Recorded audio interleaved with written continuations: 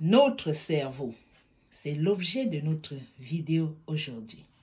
Bonjour mes sportifs, je suis Sidonie Bic, je suis nutritionniste, diététicienne et coach de sport. À travers mes vidéos, t'aider à mieux prendre soin de toi.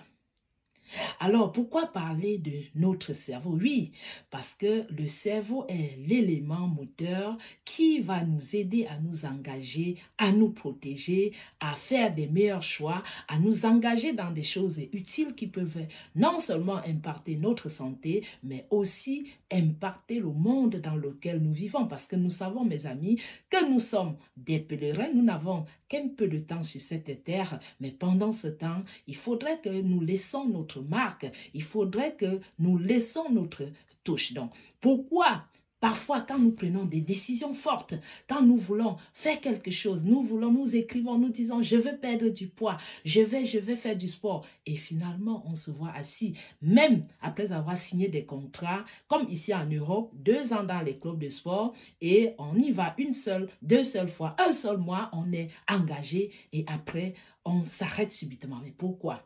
À l'origine, je t'aide dans cette vidéo à comprendre le phénomène.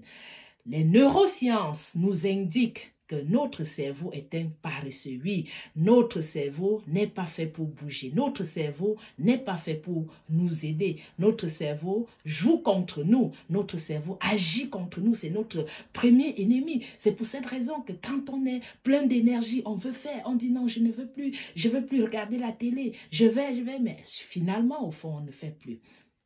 La seule chose qu'il faut faire pour lutter contre toi-même, contre ton cerveau, c'est ton engagement personnel. La première des choses, il faut écrire son objectif. Oui, parce que si tu n'as pas un objectif écrit, le cerveau ne peut pas t'engager. Le cerveau ne peut pas accepter être avec toi. Si tu veux perdre du poids, par exemple, réduire ton poids, si tu veux changer les habitudes et apprendre à manger, il faut écrire déjà quelque part. Pas seulement le dire de bouche, mais écrire, parce que l'acte d'écrit, c'est déjà un début d'engagement avec ton cerveau. La deuxième des choses, tous les matins, te dire, je vais prononcer ces paroles. Parce que quand tu prononces cette parole, ça engage encore ton cerveau. C'est pour cette raison que même dans les religions, même dans la prière, quand on dit quand tu te lèves le matin, il faut parler. Aujourd'hui, je déclare, c'est un monde nouveau, c'est une nouvelle journée. Donc c'est ça. Quand tu le dis, ton cerveau n'a pas autre choix que de s'engager avec toi. Et la troisième des choses, c'est passer à l'action. Oui,